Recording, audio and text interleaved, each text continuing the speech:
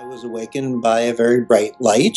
I opened my eyes to see what it was. It wasn't anything seemingly spiritual or metaphysical. It was just a lamp next to my bed. Okay. For some reason, had decided to turn itself on, and it felt as if people were in my house. So I got up with a knife and a can of pepper spray and my Doberman Pinscher, and I went hunting through the house. I couldn't find anyone, so I decided it was my imagination. I went back to sleep.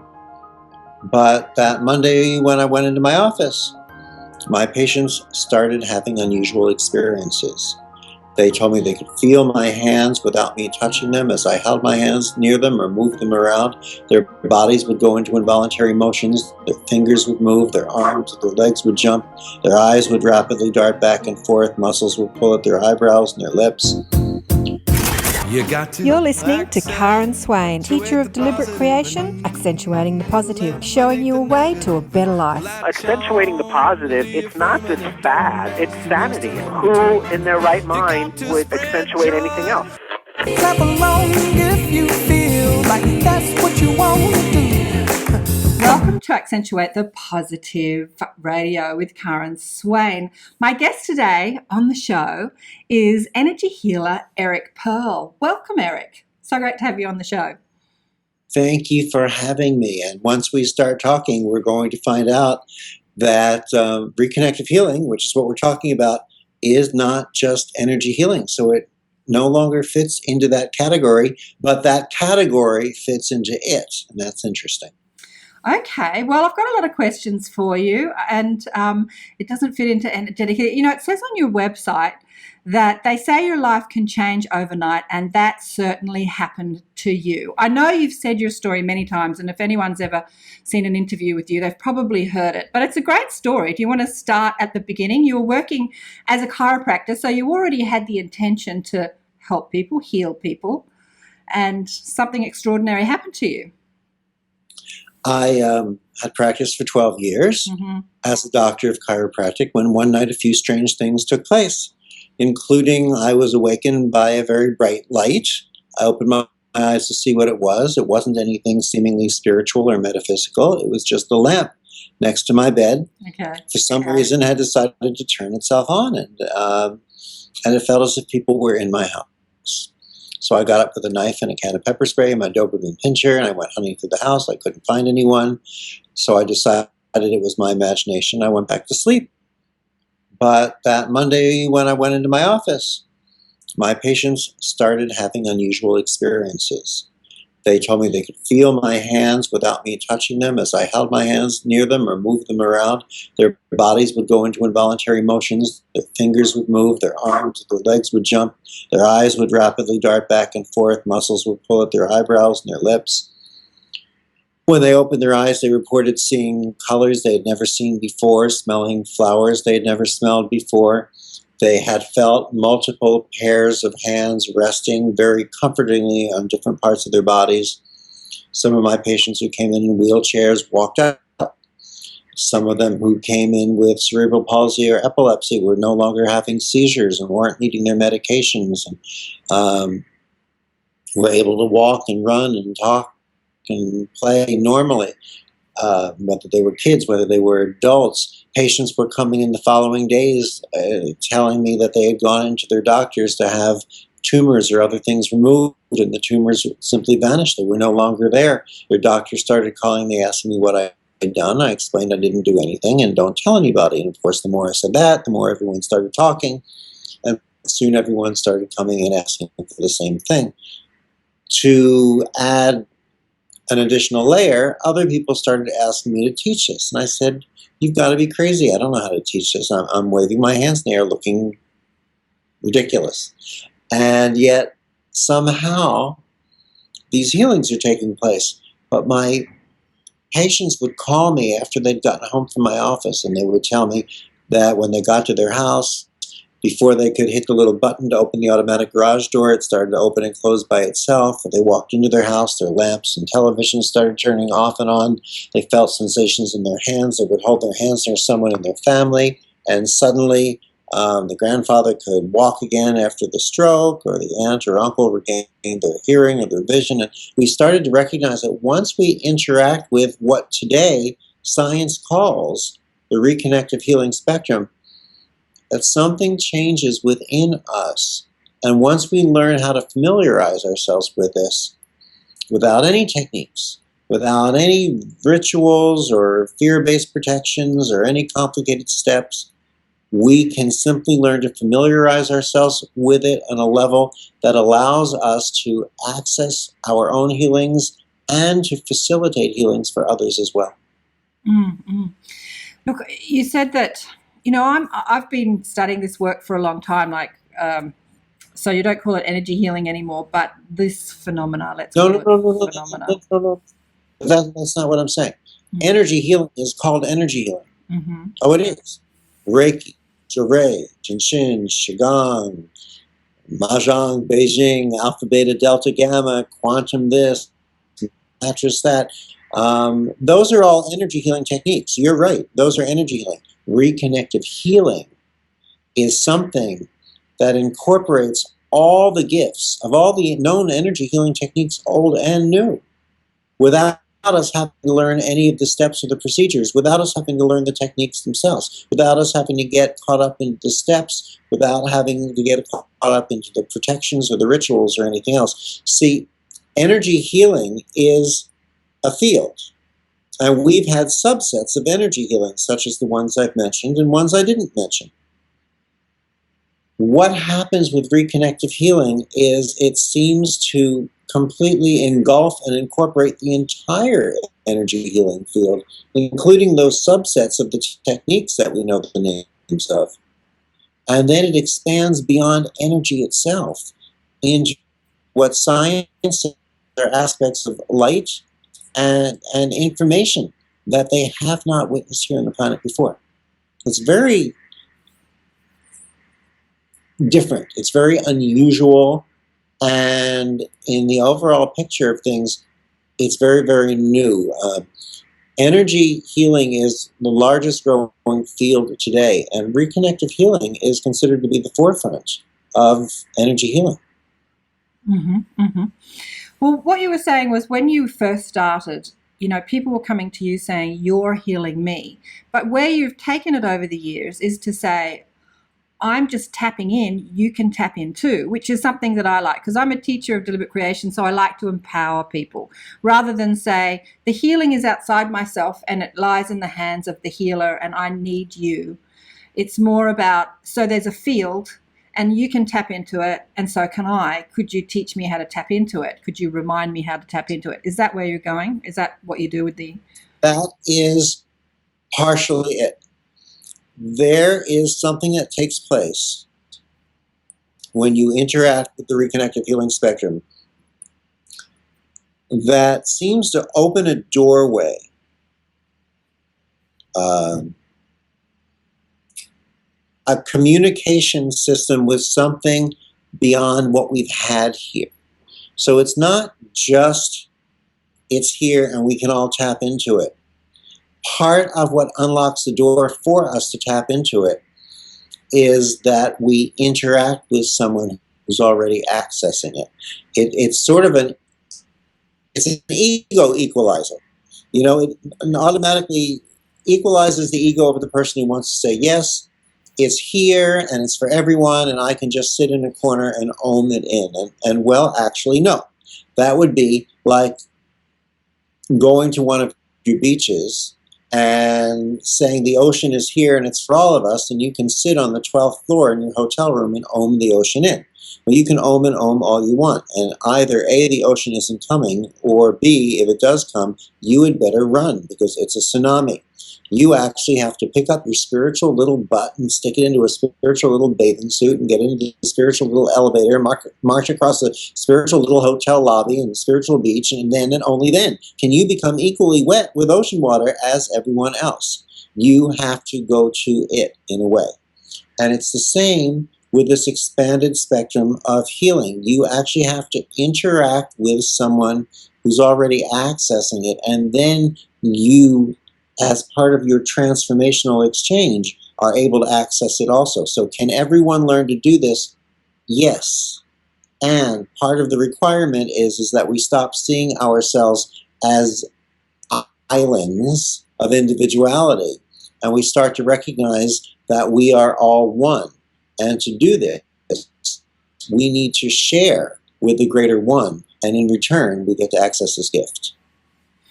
Well, I understand that, but there have been many people that have meditated, been sick, sat, ommed, tapped into source energy. They've had no teaching. They've had no guru. They've just relaxed and allowed their reconnection to their source, to love, to unconditional, love, and allowed the body to recalibrate, rebalance. They've let go of their stress. They've let go of the resistance that they've had to the connection, to the reconnection of who they really are. And that hasn't come with a teaching. That's just come with maybe an intense desire. They've prayed. They've gone into a church and prayed. I have a friend who's a rock star, a conscious rock star, who, she does the whole sort of Indian thing, and she's omming and chanting and to rock music. But she went into the Vatican and touched an angel and had this amazing healing. It's really fascinating how people have healings in all different, a variety of ways. So absolutely correct in what you're saying. And you're using reconnecting as a word instead of what the reconnection is, as far as the quote-unquote word means. In other words, yes, there are many ways that we can connect and reconnect with our greater selves. And everyone has been able to access parts of this. But what today is called, see, that's the reason I didn't want to give it a name, but I had to, because everyone was calling it 63 different things. A lot of people are so happy with where they've been able to get by themselves, which have been beautiful points, that they don't allow themselves to recognize or acknowledge that there's a point beyond that we can get only when we're willing to share with another human being. How's that for simple? Simple. Okay, so it's been a long time. How long have you been doing it? Because I remember it's got to be about 15 years ago, seeing you down at the Mind, Body, Spirit in Sydney. Maybe it was your first trip down under. How many years ago was your first trip down under? Oh, it could have been about then. Yeah. It definitely could have been about then. So there you were on a sort of little stage, an arena full of people, demonstrating it, and people were watching, and I was there with a few healing, energy healing friends, and we were watching you. And my thoughts were, here's a man with a personality. He's going to get the message out there. That was what I was thinking as I was seeing you. I was thinking, yay! Because at that time, a lot of healers are very shy. A lot of women, you've probably come across them in your courses. And, my intent is to spread consciousness, is to spread awareness, is to spread information. That's what I'm doing on this radio show. And so when I saw you, I thought to myself, he's going to make that happen. That's what I thought to myself. And you did. I've seen you on mainstream television shows and morning breakfast shows talking about it. So congratulations, you're getting the word out there about this field, this energy, this possibility, this awareness and consciousness. How has it expanded over the years? What have you, because when you're tapping into it, more and more and more things become possible.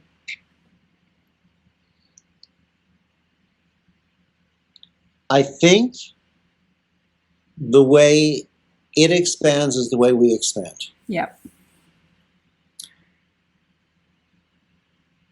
I remember from the very beginning that once we access this reconnective healing spectrum, it takes jumps, little steps, glides, jumps, little steps, glides, jumps.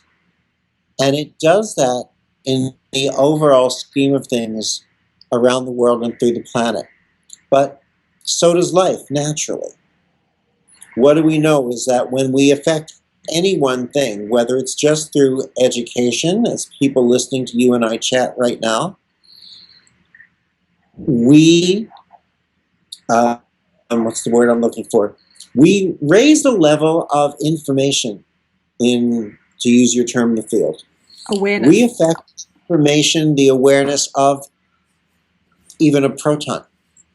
When you affect the awareness or the information in a proton, all of a sudden, every other proton in the universe picks this up. Mm-hmm. It's, as they say in quantum physics, the more we teach and share, the more we contribute to this informational field. The more we contribute to the field, the more we receive from the field, the more we receive from the field, the more we give to the field. And this may be part of why the universe is continuing to expand, because we are continuing to share and learn and share and learn and share and learn. But it's not an individual learning. It's a shared learning, whether we know it or not, whether we intend it or not, whether we like it or not. What do they say? We live in a free will universe whether or not we want to. It's a free will universe, no matter how we view this. And so every evolution that we experience becomes shared with the consciousness of everyone else on this planet. Mm-hmm. You and I right now are in different parts of the globe.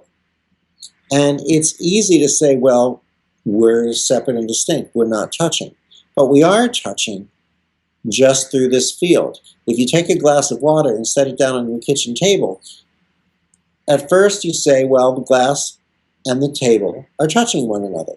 But if you look at the glass itself through an electron microscope, you find that there's so much space in these molecules that if you took just the proton in two protons in one molecule, you blew up the molecule large enough so that those two protons were the size of an orange, there would be 2.5 football fields, footy fields, in between those two oranges. That's how much it's 99.999% empty space. So the glass, nothing in the glass is really touching itself. Same thing if you examine the table. Nothing in the table is touching itself.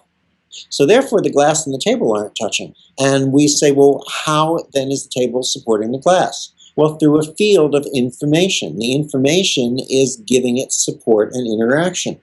So it is touching through information, but it's not touching through matter physically. You and I are touching through information, but people listening to us or watching us are touching us and sharing us through this informational field. So as you get something from this communication, as I learn something from your perspectives on things, then you and I change molecularly, but then we affect the other people who are listening molecularly. We affect the universe molecularly. We affect the people who aren't listening molecularly, because it's impossible not to be listening.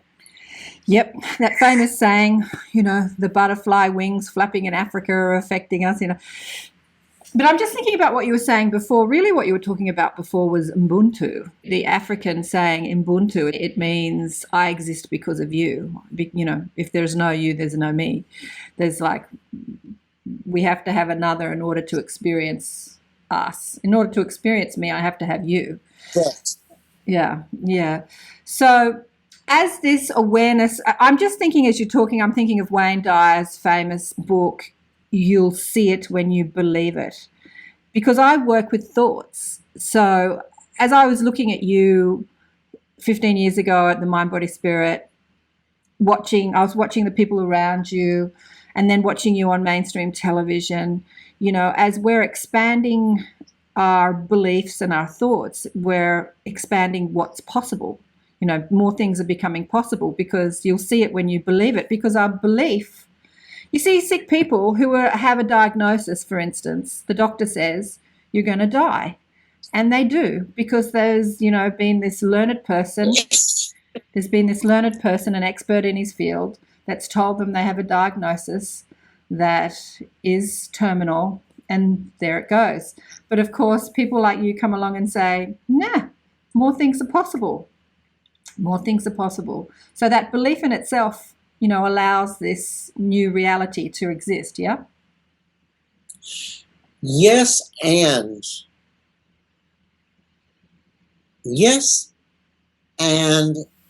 in reality to that, how can I explain this? The belief is by no means required. The belief might reinforce, but it's by no means required. Use that example of the glass on the kitchen table. You place your glass on your kitchen table. Your kitchen table supports that glass of water, but I can pretty much guarantee you that the glass of water doesn't believe in the kitchen table. The kitchen table just is. We are stepping into things today and discovering more of what is that doesn't require our belief. I don't believe in the concept of when you believe it, you will see it.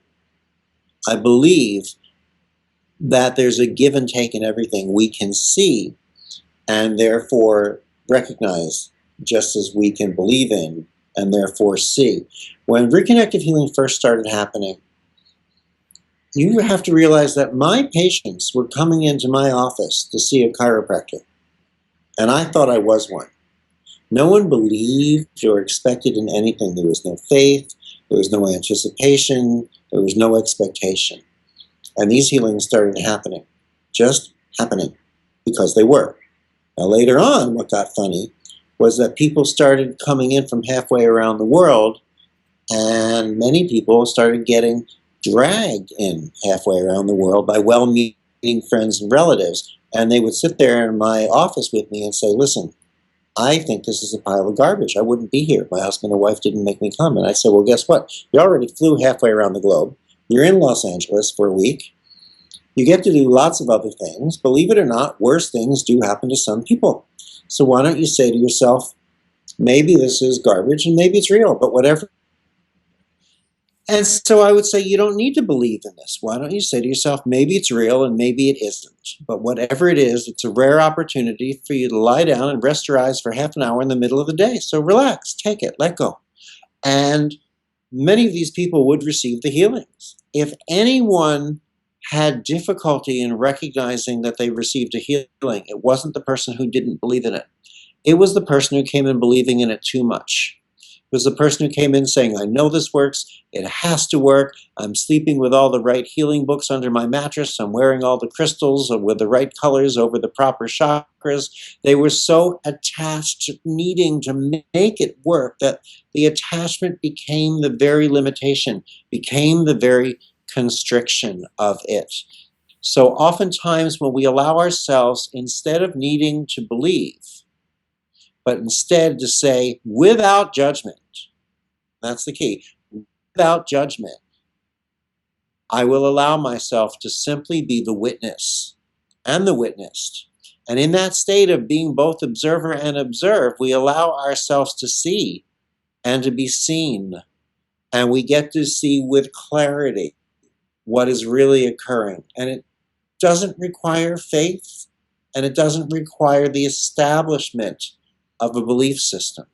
Okay, so what you're saying here, is about that allowing, because when you're inside the desire, the want, as you said, those people, I've got all the crystals under my bed, that want, you're really buying into the opposite side of the spectrum in that I don't have because, that wanting energy, like it's the same when you're in the question, what's the answer?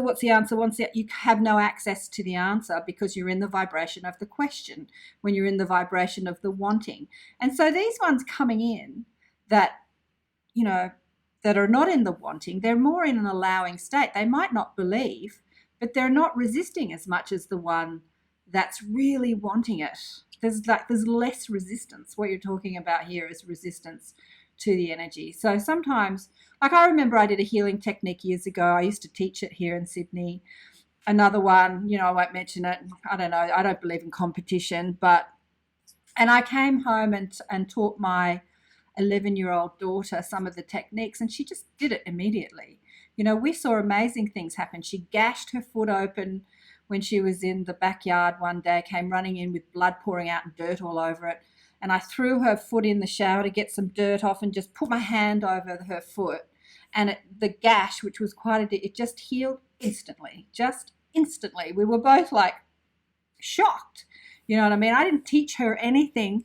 I just knew that I just said to myself, I'm just going to stop the bleeding to stop her screaming and yelling, not thinking I'm going to heal her, which was really interesting. But I just connected. You followed human nature. You didn't follow a technique. A technique tells you where to place your hand, in what position, in what direction, and for how long. Yep. What you did was human nature. There's an injury, And we automatically place our hands on an injury. We burn ourselves, we place our other hand on the burn. We have a child who injures themselves, we place our hand on the child. So you were actually functioning technique free. And when you were teaching your child technique, sure, they were able to do it, but hopefully they weren't buying into a lot of the superstitious reasoning behind it, and therefore they didn't get lost in the mechanism of the technique. Your child allowed yourself to be the natural healer that she is. Our techniques are very funny things. They're like training wheels on bicycles. Yeah. They do give us a sense of balance. Mm-hmm. The problem comes in when we're afraid to remove the training wheels. Mm-hmm. Therefore, we end up mastering the bicycle with training wheels instead of mastering the bicycle itself. Reconnective healing, the only way to truly get the full picture of it is to remove training wheels and recognize that either we're here to become energy healing technique masters, or we're here to master healing itself. We're either here to master the techniques, or we're here to master the healing. We're either here to master the bicycle with training wheels, or we're here to master the bicycle. And it becomes a decision because a lot of our identities become invested in the energy healing techniques we've learned. And part that we teach about reconnective healing is that it is not an energy healing technique. And in order to fully access it, we must let go of anything that is technique itself. To say that again, in order to fully, because I just got lost you. In order to fully access reconnective healing, we must release the concept of technique itself. In reconnective healing, there are no steps. There is not the next thing to do, and first you do this and then you do that.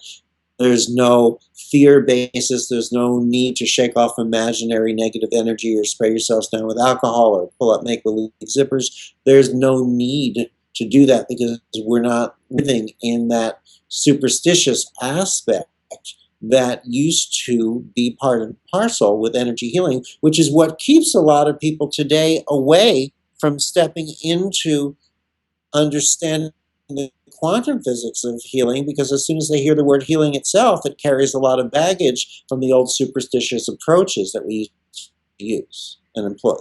Mm-hmm, mm-hmm. So I'm going to get back to the question I asked you before. I've got a few questions. I want to know how it, how quantum theory is explaining it, because it says that on your website. But I want to go back to the question I asked you before, because I asked you how it's expanded and grown over the years. What have you seen change? You know, when you first started experiencing the phenomena, let me call it the phenomena of the energy, no technique here. And I would imagine as a chiropractor, you were very science-based. And so you're thinking, what's happening? I need to explore this. I need to understand this. And there was some thought in that. And, what's happening to me? Because that's what was happening to me when I was massaging people and I started picking up all this information. I needed to explore what was happening to me because I didn't understand. Did you do that when you first started? I explored not so much through mainstream science per se, as I explored by reading books from the people who were talking on the subjects. I would read Deepak Chopra. Yeah. I would read the Tao of Physics. Mm-hmm. I would listen to people who were speaking on the subjects. Mm-hmm. And today, I love doing that. Mm-hmm. Nassim Haramein is a wonderful, contemporary quantum physicist who explains it in a way that makes us say, why wasn't I ever interested in this subject before? He has asked questions because he shares with you his own questions from when he first started stepping into consciousness. His question is, where am I and what am I doing here? Yeah. Mm-hmm. What a wonderful question that many of us neglect to ask ourselves. That was a question. Oh, look, I've lost you again. There we go. That was a question. All I used to ask when I was young, because, my journey started out with my mother dying, getting very sick with cancer and dying when I was like a young teenager. So those questions like, why did she get sick? where did she go? Where did she come from? Where did we come from? If we go somewhere, we must have come from somewhere. And how do I heal? You know, I don't want to get sick and die like my mother. So I'm past the age that my mother died now. And, you know, that was so to a 15-year-old, I don't want to die at 50. So how can I not die at 50? Because the doctors just said, you got cancer, you're going to die. Yeah, big questions. Of course. Well, I mean, of course, if you talk to a teenager, they might consider you already dead just because you are 50. That's it. But that's not perspective. Not today's teenagers. Back then, yes. But I hang out with many of them. Well, the conscious ones anyway. And they just see your soul, you know. They don't see the wrinkles on your face, on your neck. You know, and differently than her situation, my mother died giving birth to me. So I was through that process. And then she came back to life and shared of her life after death experience. And this was before we had such famous people teaching us about it, such as Elizabeth Kubler-Ross and Dr. Raymond Moody. And today we have Eben Alexander, the neuro what? Yeah, neuroscientist. Yeah, brain scientist. Yeah. Who's written, I think his book is Proof of Heaven, which became an international bestseller. So today, a lot of these topics that were taboo are not. And what we forget about topics that were taboo is that they were based in fear. There was a huge fear about even the subject of dying. People knew so little about it that they were afraid of it.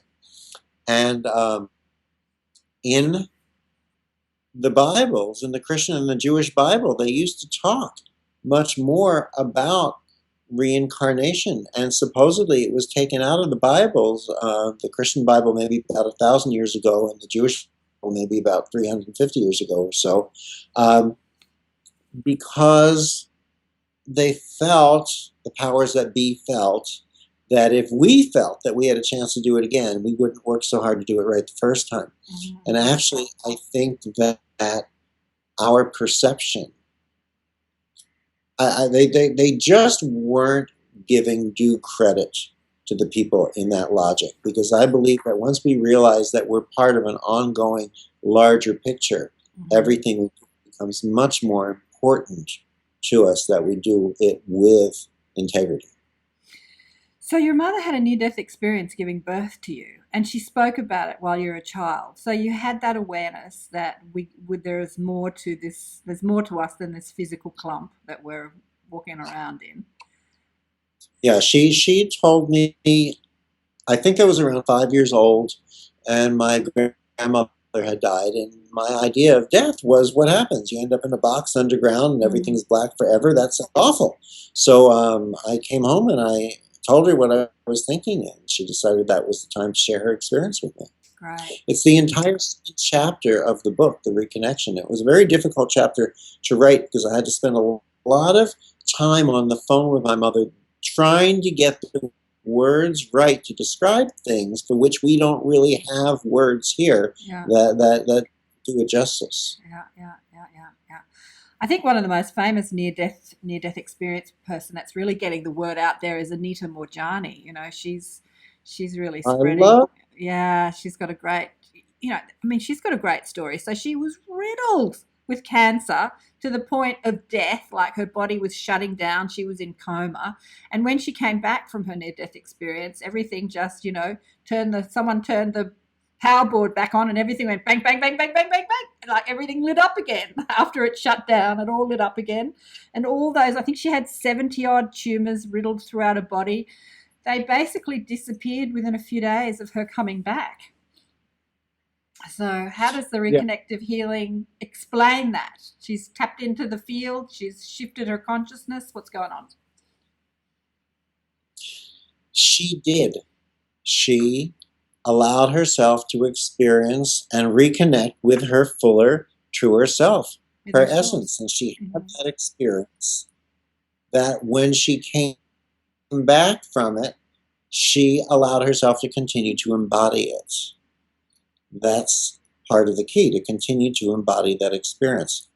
When we, I think it's July 22nd that we are down in Sydney, if I remember, starting then teaching this. What we do is we teach people how to interact with this in a way that they can grasp it. So Friday night, July 22nd in Sydney, what we'll do is I'll give a 3-hour presentation, and we will talk about the history, the theory, the philosophy, the science of this work, but we will let you start to feel it in your hands, because we can describe it all we want and theorize it.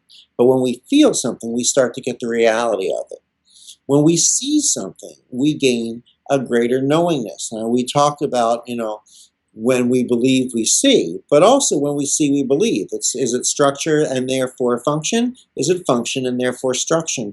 Can it not be both? So with reconnective healing, in our seeing lies our knowingness.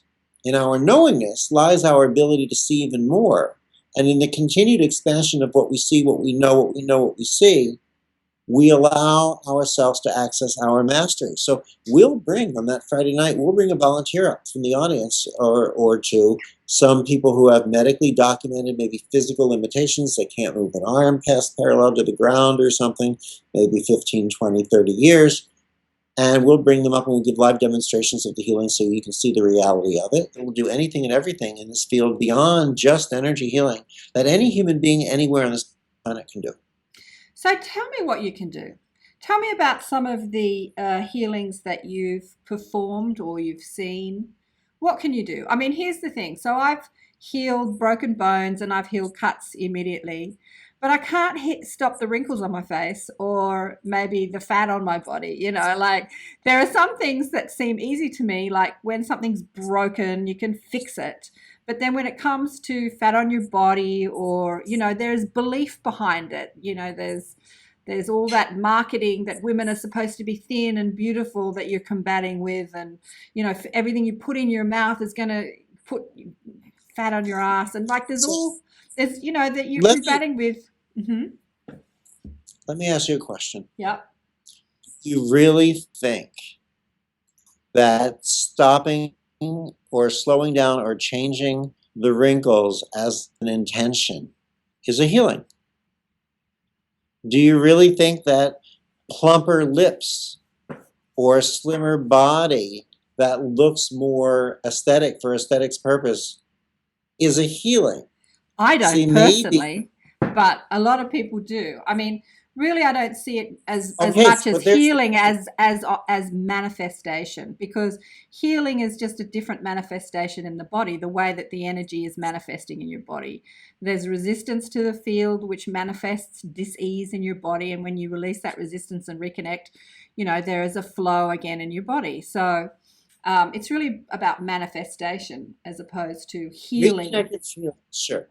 Reconnective healing is a return to balance, an optimal state of balance, physically, mentally, emotionally, and spiritually, that's optimal for each and every one of us on our life course.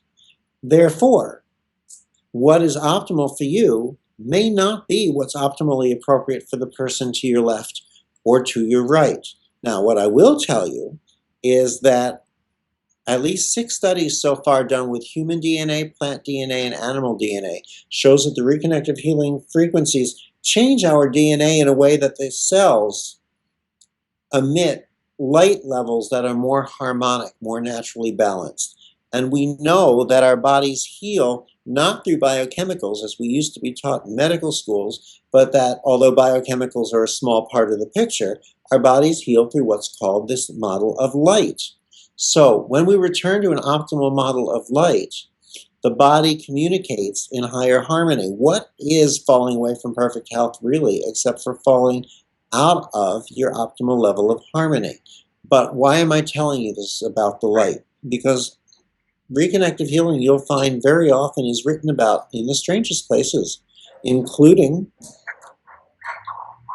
health and beauty magazines, because many people consistently, once they experience reconnective healing, report that they start looking 10, 15, 20 years younger, that it changes the collagen, it changes the light that we emit from our eyes, it changes the glow in our skin, it changes the way we carry ourselves. So I don't think it's about getting rid of a wrinkle or changing, losing that last extra 5 or 10 pounds that are so stubborn. But I do think it's the way that we return to a state of homeostasis in our body and coherence in how we function that truly changes the way we look if we're concerned about the way we look. But instead, it doesn't change the way we look to change the way we look. It changes the way we look because the way we look is the manifestation of how much more healed and balanced we are internally. And that, to me, is what's important. Look, I agree. And so does falling in love change the way you look. Doesn't it, though? Yeah. And is it that we fall in love with another person, or that we allow ourselves to love ourselves more in the presence of that other person? Exactly. But there goes a whole other story. That's another story. I'm just coming in for plumper lips. This might not be the place to do it. So back to the question, what have you seen happen? What can you do? Well, let's see. Let's not put this on what I can do, because honestly, I'd have to say I don't know what I can do. Exactly. I know what Reconnective Healing shows, and I know that in many cases over time, Reconnective Healing has brought about changes in people's health situations and things that you thought were virtually impossible. I remember in the beginning, I had a neighbor who had a hole on the bottom of his foot that was the size of a pencil eraser. It was this size, like the tip of your finger. He had it for 9 years. That wasn't why I was with him that night doing a healing session. I was with him that night to do a healing session. He called me up because he had broken his ankle that day. And the next morning, his ankle was pain-free and all the swelling was gone, and it never did come back. But what was most fascinating to him was he got up to take a pumice stone to pumice down and smooth out the edge around that hole that he had been pumicing every day, every third day for the past 9 years, and it was completely gone. So would you consider that a healing? I don't know. For him, it was. It was a return to the body's state of balance. Do we want to talk about children with cerebral palsy? And okay, take an example of a 5-year-old child who had cerebral palsy, who was unable to walk, unable to talk, couldn't put his feet on the ground flat, had to stand on his toes, had metal braces on his legs, wasn't able to open and close his hand. And we could say, I could share the story about when I worked on one child that I'm thinking of for 4 minutes one evening at a location that they were closing up, so we had to stop after 4 minutes. And he was able to walk and talk and run and play for the first time in his life. And to this day, he's able to do that. And we could say, well, what did you do? You did a wonderful physical healing. Well, A, I didn't do it. And B, what makes us stop and think that that's a physical healing? Because what happened was that child had a lot of stress in his family going on, because there were a lot of things that their family couldn't do and the brothers and sisters had to do differently to accommodate. So that created a stressful relationship where you couldn't really feel the love in the same way. The child viewed himself differently than his friends, than his peers, because he couldn't do the things his peers could do. So now he feels better about himself. He had an emotional healing, which allows him to do better in school. He had a mental healing, which takes all of this, took the pressure off of the family relationships. And the parents were about to get a divorce. Now 10, 15 years later, they've got a strong marriage and a family life, and the mother has become a Reconnective Healing practitioner, and she touches children with this. So Reconnective Healing changes the course of your life, not just physically, but mentally and emotionally and spiritually, and it changes your relationships, your primary relationships, your family relationships.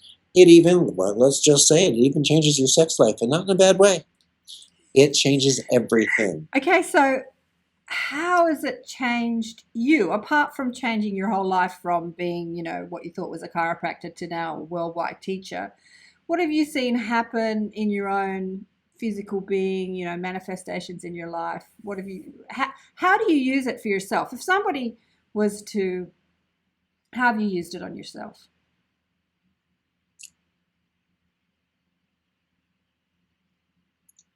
I'm pausing because there are multiple questions in there. How has it changed me may or may not be how I've actively used it on myself. Mm-hmm. Because if I want to do self-healing, it's really a moment to me of consciously tuning into the reconnective healing frequencies, feeling them, and giving them license to be free to do what they need to do and what they know how to do without me directing them and telling them what to do. How I've changed is I've become more conscious. I've learned to observe more, to witness more, to see more deeply into people, including into myself, Mm-hmm. to see where the reactions that I had, that I would view at the level of the reaction, I can see actually where pretty much everything stems from love, including fear, stems from the fear of not being loved, therefore not being loved. And if we're not love, then it's the fear of not existing, because our existence is love itself. So I've learned to be calmer, to be more patient, to see more things, to witness more things. How have I used it? I don't really know how to say how I've used it, because it doesn't go much. For me, it's accessing it and allowing it the freedom to do what it does. That, however, is a tricky thing for a lot of people, because we tend to tell healings what to do. We get lost up in a concept of a misuse of the approach of intention. We tend to want to facilitate healings, and we intend a desired result. And by intending a result or directing the result, we're pretty much telling the intelligence of the universe what it needs to know, instead of us observing it and us learning from recognizing and observing its perfect orchestration. So we place our attention on, well, let's go back. When instead of our intention being on an end result, let's allow our intention instead, I feel at a higher level, to be on the perfect healing. Let's place our attention on the perfect healing, our intention on the perfect healing, and allowing ourselves to witness it without judgment. Now, how can we pull the judgment out of the healing process? Because our nature wants to say it's a good healing if we get the result that we were looking for, Mm-hmm. and it was a bad healing, or the healing didn't work if we get a different result. Yeah. Mm-hmm. That's us assuming that we know what the appropriate result is. I'll give you examples. Mm-hmm. A woman come in terrible pain. She could hardly walk. She needed a cane all of her life, and it didn't do much for her personality either. She wasn't the most pleasant woman in the world. Mm-hmm. How do I know? I experienced some of that, because after her first healing session, she wrote me a letter saying this was a bunch of quackery and how could I possibly take money for it. And the letter was so ugly and so venomous Yeah. that I hid it away. I didn't want anyone to see it. I'm talking to another woman a month or two later, and this woman walks up to us. I go, oh my God, she's going to start. She was so mean and loud and ugly in her personality and her response to this. She walks up to the two of us. She knew the woman I was talking to. She's friendly. She's laughing. And everyone's having a good time. And I'm thinking, am I in a bad movie? What's going on? And her friend said to me, oh, yeah, I bumped into her 2 days after she saw you. She was in the supermarket. And I said, where's your cane? She said, oh, I don't need it anymore. Did she ever write me back a letter? No. So I got lost in the judgment of whether I thought it was a good healing or a bad healing. Yeah. What's really me getting lost into? It's me recognizing that on one level or another, I had been personally choosing to accept credit for what I considered the good healing was. And then came time for me to pay my dues, because when I didn't see what I thought was a good healing, I took responsibility. So I was taking credit for something where the credit was never mine. And therefore, I had to pay the dues of the responsibility for something where the responsibility was not mine either. This is a difficult thing for healers to learn. No, hallelujah, hallelujah. Because that's why I stopped calling myself a healer, because people were thinking that I was healing them. And I started calling myself a teacher, because I'm not going to heal you. I'm going to teach you how to allow yourself to tap into that same thing that I can tap into. I mean, that's going back to the beginning. And that story of taking credit is exactly why I stopped calling myself a healer. In Reconnective Healing, we teach our people to say that you are a healing facilitator, because I find that it's more explanatory to me than just teacher, because that's easily confused. And I want people to get the concept that healing is involved.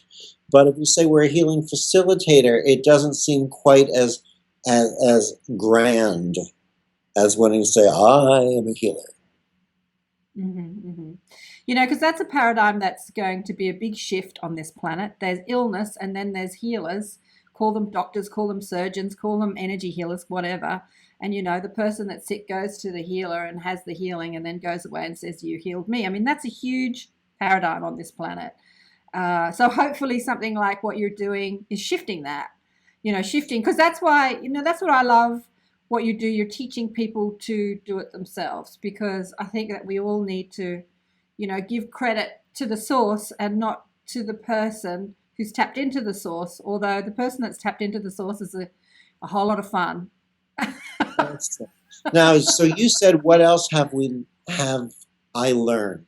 Yeah. I'll say at a different level, what I've been learning, thanks to the help of my immediate circle of teaching team, is how to bring this through and teach or impart a higher level of awareness. Yeah. And this is part of the reason why, when you first interacted with Reconnective Healing, our seminars weren't just seminars. They were a Friday night presentation, and we gave a 2-day seminar, Saturday and Sunday.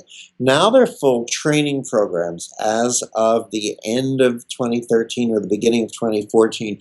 These are full training programs. They're very different than what we used to teach around the world, because just as within every healthcare discipline, education continues to grow, not just for the teachers, but for the students. And not just for the students, but for the teachers. Well, exactly. So someone could come and learn your awareness and then take it on and, you know, fly with it with their own awareness, with their own download or whatever, and not necessarily call it the reconnection, but call it whatever they want to call it, because now they're receiving new information and awareness that wasn't in the course. And so, okay, so here's the question that I want to ask you. Okay. Where do you want to see it go? What do you see in the future? What do you want humanity to do with it, to learn from it? Where do you want to see it go? Well, I would love to see that in the not too distant future, children are asking their parents if it's really true that people used to swallow poisons to try to get well. Oh, God, hallelujah to that. Look, I've got a big thing about chemotherapy, probably because I think it's barbaric, probably because I saw my mother and many of the people I've known suffer so greatly. I really didn't think that cancer killed her. I think the chemotherapy did, even though she was fighting it back. Yeah, hallelujah to that. Yeah. Mm-hmm. Say that one again. I want to hear that again. No, let's go on further though. That's a beautiful start, and I think it's time, when this comes into fruition, that no one really at that point can truly understand that it needed to be taught, but that this is so second nature. It's what we eat, drink, and breathe.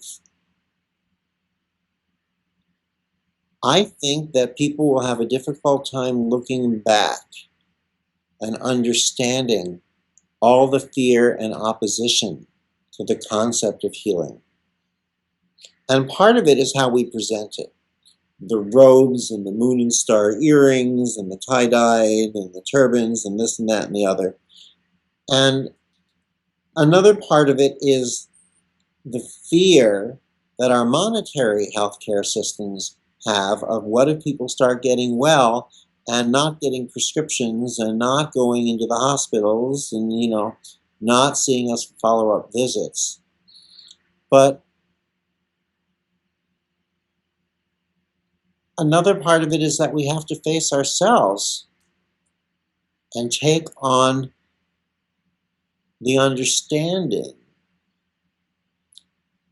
that our responsibility and our own power is internal. It's not external.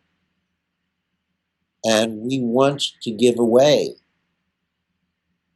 our power by telling others that they need to heal us, whether it's through standard medicine or whether it's through reconnective healing or whether it's through any other number of things.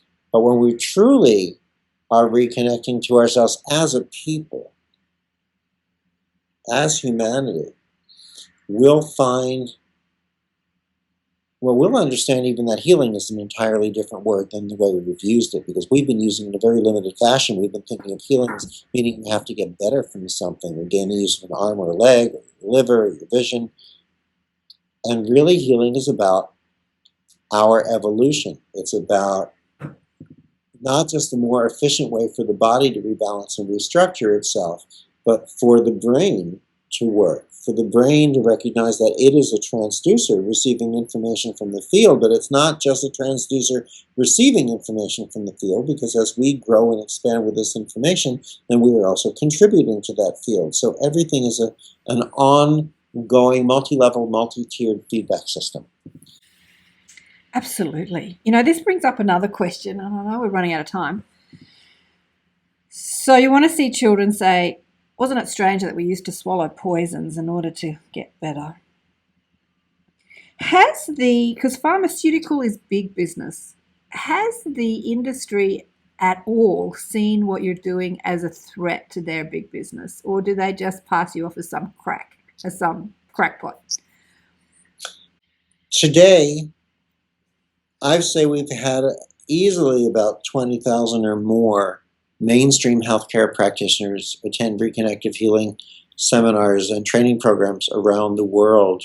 I'm saying 20,000 or so who are coming from mainstream medical healthcare backgrounds, doctors, nurses, physical therapists, etc. We've had, and your discipline is not the only one that's had that. Many other healing sort of energy. Well, I can speak from reconnective healing. Now, as I'm doing that, what I can tell you is that reconnective healing is being recognized in medical fields and accepted and openly in medical fields in many different countries. In other countries, it's flying under the radar, or it's just acknowledged and accepted. But you know where I had the toughest time? Where?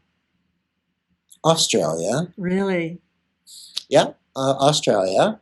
It was just one incident. It really wasn't a tough time at all. It was very funny when it was happening, and I'm very appreciative of it because it created a lot of awareness in Australia. Absolutely. But what had happened was I got a phone call one morning. It was my one day off, and all I wanted to do was sleep. And the phone rang, and it was someone on the radio with one of those affected radio voices, who felt very important. And he said, "Is this Eric Pearl?" I said, "Yes." He said, "Eric Pearl, the healer?" I said, "Yes." And he said, "Do you know that the AMA, the Australian Medical Association, is having a formal meeting about you and introduced a national warning?" And I started to laugh out of my sleepiness. And he said, "What is striking you so funny?" "I fail to see the humor in this." And whenever anyone says they fail to see the humor in it, they're right. They have failed to see the humor. Anyway, I failed to see the humor in this. I said, "I find it rather amusing that a group of serious, otherwise intelligent professional adults would take time out from their day job to issue a warning about an American who's waving his hands in the air. Look how dangerous." So I thought it was funny. I thought that was the end of it. I said goodbye and I went back to sleep. I didn't realize it was a national radio program. All I know is that within 20 minutes or so, my phones are ringing and the bells are ringing and the people at the hotel are calling up saying, "What do we do with all these people?" And you had all these TV shows up, not you, but Australia, TV shows in the lobby wanting to interview, including Today Tonight and A Current Affair and the Channel 10 News. And they're bringing people in and they're interviewing me. And as one interviewer from either Current Affair or Today Tonight was very nice, and the cameras came on, and he was very nasty. And then the cameras went off for a break, and he was very nice again. And then the cameras came on, and he was very nasty. I'm thinking, is this a real person? Well, anyway, then I figured the interview is over, and it's done. So I'm getting ready for the next interview to come in, and all of a sudden the show brings in this very sweet, this tall woman, maybe she's 86 years old with gray hair, and her fingers are gnarled and twisted. They couldn't bend or close more than this. Uh-huh. And he said to me, all right, when we come back on the air, I want you to do a healing on her. I want you to heal her. And I thought to myself, oh my goodness, this woman must have had this problem for at least the past 45, 50 years. I said, I can, but I don't know what we're going to see in, 60 seconds of television time.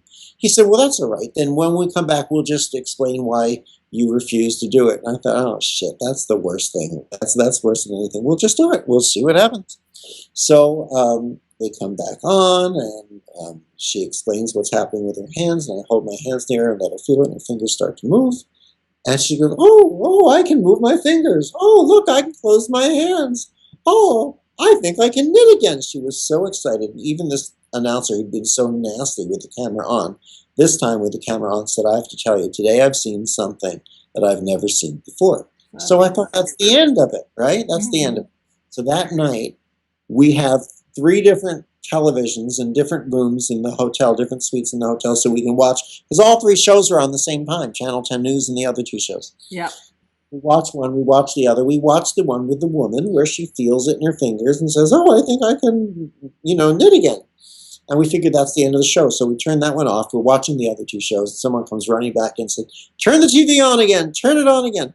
So we turn it on, and there's this woman. They had swept her off of there and brought her to the Australian Medical Association, a main representative there, who is listening to her and watching her. And he said to her, well, I hear what you're saying to me, but you see, that's impossible. And this woman says, but I can close my hands. He said, but that's impossible. She said, but I can knit again. He said, but I'm sorry, you don't understand. That's impossible. She got so angry. She said, I can button my own sweater. And she started to button her own sweater. And all the color drained out of his face. And he said, well, all I can tell you is you're very lucky. Yeah. As if something horrible could have happened to her. Yeah. Look, wow. They did the same thing with John of God, who was down here. Was it last year, the year before? 60 Minutes did such a hatchet job on John of God. Have you been over to Brazil to see what's going on over there? No. The John of God phenomenon? No, I haven't. Yeah, they did the same thing. Australian, that's why I was on radio. Like, I understand the power of, I understand the power of belief, I understand the power of thoughts, your thoughts, your mind. And the media does such a great job of convincing you that you're powerless and that, the only one that can help you are the pharmaceuticals. And yeah, they do a good job. They do a good propaganda job. They try, but I will tell you, you know what? I'm very thankful that these shows spread the awareness of reconnective healing. Absolutely. That was the best publicity you could have. Best publicity. Yeah. I mean, fabulous publicity. I would imagine that you got quite a few people signed up to your seminars after that. The books sold off the island. They had to drop ship them in. But what's important is that we remove our blinders. And we carry self-imposed blinders. On my book, on the Reconnection, the title of the author says Dr. Eric Pearl. Does doctor have anything to do with these healings? Of course not. But why did I let Hay House keep doctor on there? It was their decision. And they were smart. They said, because more people will be willing to read it if it says it's written by a doctor. Yeah. They'll remove their blinders. They'll look at the book. What's important about all the science in reconnective healing? So much science going on around reconnective healing, showing that it's giving us so many more gifts than our energy healing techniques alone have been able to provide us. It's giving us all of those gifts and more. What's important about the science to me, though, isn't always so much what they find. It's the fact that science is studying it, because the general public says, if science is studying it, there must be something there for me to see. Exactly. We are lost in the concept of what is scientific and what isn't. And if we can't find the proof, we confuse absence of proof with proof of absence, and they are not really the same thing at all. Everything has to exist before science can find it. Otherwise, science would have nothing to find. We look at, I'm looking down, you see me looking down at something because there was something I scribbled the other morning. Miracles. We think of miracles as being without science. But really, miracles aren't unscientific. They're just things that science yet hasn't unlocked the secrets of. So what does Marianne Williams say? Miracles are a shift in perception from fear to love. Yeah. I think we need to explore love more. I think that really the exploration is the exploration of love. Because that's probably the purpose of life. That's the purpose, because we've explored fear to the max. We've really done fear. Hollywood does a good job of perpetuating, the hero's journey. And I think the exploration of love is really where the game is at. But when we're exploring fear, we're not exploring anything but the absence. The absence of love, yeah. Exploring darkness, we're only exploring the absence of light. When we recognize it as that, we recognize that darkness can't exist because it is an absence. If it could exist, we could sweep it up, put it in a paper bag, and stick it out with the garbage. Dr. Eric Pearl, it's been such a pleasure to talk with you today. Thank you so much. It's been my pleasure as well, and I hope to see you in July in Sydney, maybe. Maybe. Maybe. I don't know. That's up to you. Remember, it's a free will universe, whether or not we like it. Thanks so much for joining us for another enlightened conversation on Accentuate the Positive. If you would like spiritual guidance from my guides, Blissful Beings, go to KarenSwain.com for a reading, or to listen to more enlightened thought leaders share their wisdom. Go to the listen page on KarenSwain.com and choose who you want to listen to. All the podcasts are also available on iTunes. Remember to check us out on Facebook, Twitter, Instagram, Pinterest, you name it, we're there. Until next time, bye for now. Clap along if you feel like that's what you want.